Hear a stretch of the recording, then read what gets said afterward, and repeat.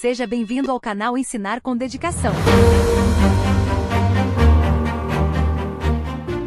A paz do Senhor, professores! Que alegria ter vocês aqui no nosso canal Ensinar com Dedicação.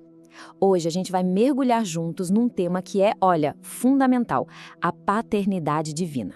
O nosso objetivo aqui é muito claro: pegar essa doutrina que às vezes parece um pouco complicada e transformar numa lição que seja, clara, impactante e que toque o coração dos alunos. Para isso, nossa preparação vai ser bem direta. Primeiro, o nosso alicerce, que é a preparação espiritual. Depois, a gente descomplica os conceitos principais da lição. E por último, eu vou te dar um roteiro bem prático com dicas para sua aula brilhar. Vamos lá? E antes de abrir a revista, antes de qualquer plano de aula, o nosso ponto de partida tem que ser este aqui. A nossa melhor ferramenta não é a oratória, não é a didática, mas é a nossa total, completa dependência do Espírito Santo. É Ele que convence, é Ele que abre o entendimento. Uma aula sem oração é só informação. Uma aula com a direção dele, essa sim tem peso de glória. Agora sim, vamos para o conteúdo. Nesta primeira parte, a gente foca nos pontos centrais da teologia. E não se assuste com os nomes, tá bom? A gente vai simplificar cada um deles para que você possa ensinar com total segurança e clareza. A primeira coisa que a gente precisa fixar na mente dos alunos é que a paternidade faz parte de quem Deus é. Não é um papel que ele escolheu desempenhar. Não, ele é pai na sua própria essência. E essa verdade é a base de tudo que a gente vai construir na aula. E isso já nos leva direto para esse conceito, a paternidade eterna. A ideia aqui é bem simples.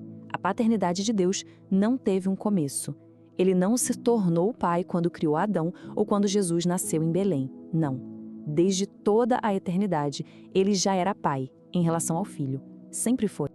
Agora, um termo que parece complicado: relação ontológica. Mas calma, isso só quer dizer a relação que existe dentro do próprio ser de Deus. É o jeito como o Pai, o Filho e o Espírito Santo se relacionam desde sempre, na eternidade. O Pai é Pai porque, desde sempre, ele se relaciona com o Filho. Simples assim. E aqui, atenção máxima, professor, porque este é um ponto absolutamente crucial da aula. A Bíblia ensina que o Filho foi gerado, não criado. E qual a diferença? Gerado significa que ele vem da mesma essência do Pai, eternamente. Já a heresia do arianismo dizia que Jesus foi criado em algum momento e, por isso, seria inferior a Deus. Entender essa diferença é defender a divindade de Cristo. E essa distinção foi tão, mas tão importante, que a igreja lá no passado, no Concílio de Nicéia, precisou se reunir para reafirmar essa verdade bíblica. A declaração deles foi certeira. O Filho é gerado, não feito, e compartilha a mesmíssima substância divina do Pai. Ele é Deus de Deus, luz de luz. Esse versículo de Hebreus é uma ilustração maravilhosa. Pensa no sol e no seu brilho. O brilho não foi criado depois do sol, certo? Ele simplesmente emana do sol, faz parte dele, tem a mesma natureza. Assim é o Filho em relação ao Pai. Ele é o resplendor da sua glória. Essa é uma imagem poderosa para usar em sala de aula. Muito bem, com essa base teórica e teológica bem firme, a pergunta é: como a gente transforma isso numa aula prática, dinâmica, que todo mundo entenda? É o que a gente vai ver agora, com um roteiro bem claro para você seguir. Olha só que prático. Primeiro, o que não pode faltar de jeito nenhum é a diferença entre gerado e feito. Se a turma sair da aula entendendo isso, sua missão foi cumprida. Segundo, para enriquecer a aula, explique que Deus sempre foi pai. E terceiro, um cuidado muito importante com a linguagem. Evite falar que o pai veio antes do filho, porque isso pode dar a ideia de tempo, de criação, e não de uma relação eterna.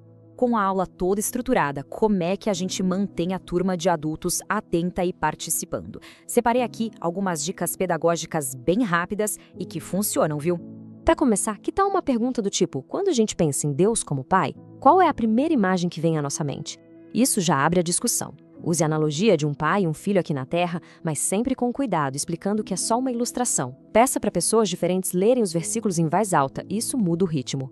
E por fim, mostre como isso é prático. Nós oramos ao Pai, em nome do Filho, pelo poder do Espírito Santo. E essa aqui é uma pergunta de ouro para reflexão em grupo, ou até mesmo para fechar a aula. Ela conecta toda a teologia da Trindade com o nosso dia a dia. Se o nosso Deus é comunhão na sua essência, isso mostra o valor que ele dá aos relacionamentos e porque nós, que fomos feitos à imagem dele, fomos criados para viver em comunidade. Estamos chegando na reta final da nossa preparação e agora vamos focar no ponto mais importante de todos, a aplicação prática disso tudo na vida do aluno e, claro, uma palavra de ânimo para cada um de vocês, professores. E aqui está a aplicação central, o "e daí" da nossa lição. Toda essa teologia não é só para a gente saber mais, ela aponta para uma verdade que salva. A gente só pode se relacionar com Deus como nosso Pai se a gente reconhecer Jesus como Filho divino e eterno. É o Filho que nos apresenta ao Pai. Não existe outro caminho. E olha só como o apóstolo João deixa isso claro como a luz do dia. A conexão é inseparável. Não tem como ter o Pai e rejeitar o Filho. É confessando Jesus como Filho de Deus que a gente ganha acesso à comunhão com Deus Pai. Essa é a verdade que liberta e que salva. E para você, professor, professora, eu quero deixar esse encorajamento no seu coração. Nunca subestime o poder de uma aula que foi preparada de joelhos e entregue na dependência do Espírito Santo. O seu trabalho é um instrumento poderoso nas mãos de Deus para edificar, para esclarecer e para fortalecer a fé da igreja. É um trabalho de valor eterno. Que Deus abençoe ricamente a sua preparação e a sua ministração nesta aula, viu? Semana que vem a gente está de volta para mergulhar no próximo tema. Eu espero você. Até lá. A paz do Senhor.